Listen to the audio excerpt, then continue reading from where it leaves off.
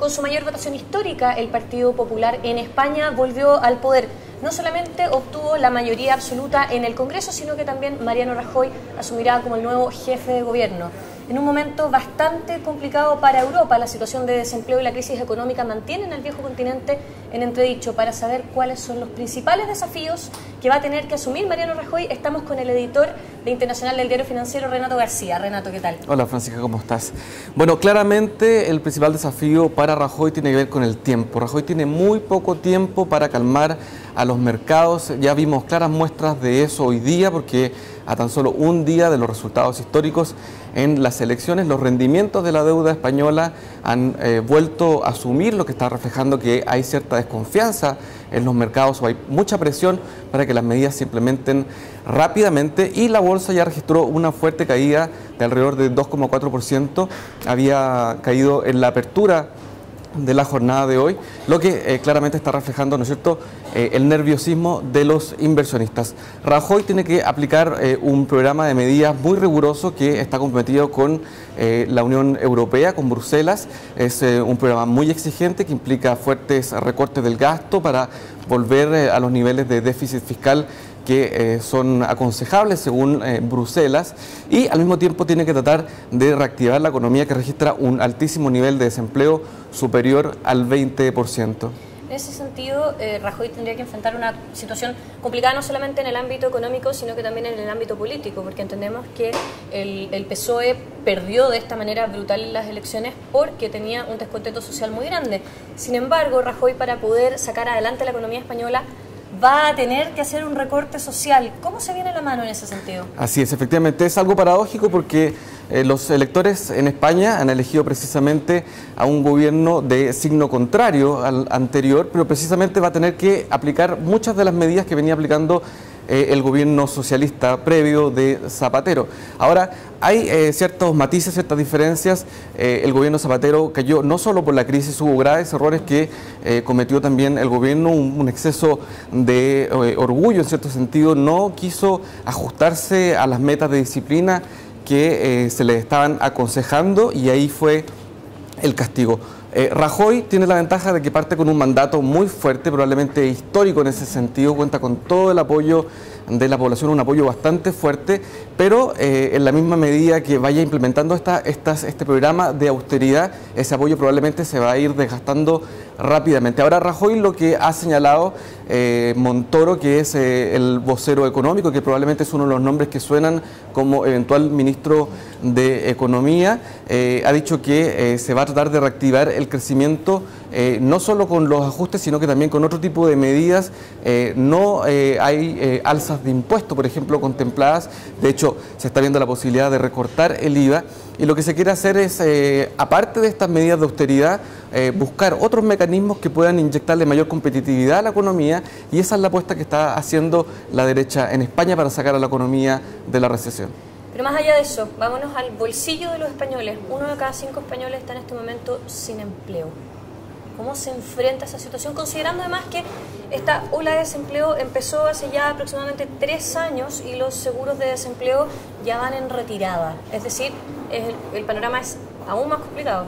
Así es, efectivamente. La situación de los españoles indudablemente que es muy seria, y la situación de desempleo tiene mucho que ver también con el mercado inmobiliario, que es una de las principales fuentes de mano de obra en España, y que por durante una década probablemente fue lo que se convirtió en el motor de la economía española. Todo ese sector ahora está muy deprimido, hay una serie de vencimientos en hipoteca que va a seguir haciendo que los precios de las viviendas caigan, y eso va a seguir actuando como un desincentivo para el mercado inmobiliario, así que por ahí todavía el ajuste va a seguir siendo muy doloroso, y eso va a ser una de las cosas que es lo que le siguen poniendo presión al gobierno para que logre alguna clase de mejora en el corto plazo.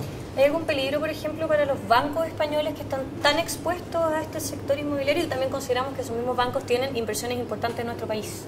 Bueno, uno de los puntos más polémicos del programa del nuevo gobierno es que se le va a pedir a los bancos que contabilicen en sus balances los activos tóxicos, por decirlo de alguna manera, aquellos activos que han sido más castigados por el mercado, muchos de ellos que están vinculados con el sector hipotecario, que los contabilicen a precio de mercado. Estos son activos que generalmente son muy poco líquidos, no se transan tanto, entonces al momento de adquirirlos quedan contabilizados en los balances de los bancos a los precios de las operaciones con los cuales se compraron.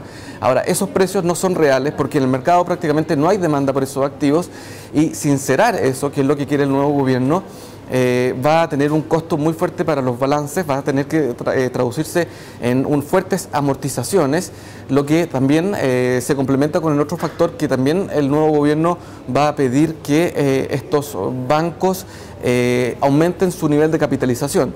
Todo eso significa que va a haber menos recursos disponibles para financiamiento, para préstamos, y probablemente muchos de estos bancos que tienen una gran presencia en América Latina van a tener que repatriar capitales, mandar capitales desde las distintas regiones del mundo hacia sus casas matrices, lo que va a eventualmente impactar las disponibilidades de financiamiento para las economías emergentes, probablemente también para Chile. Es decir, hay que mantenerse muy atento a eso, Renato.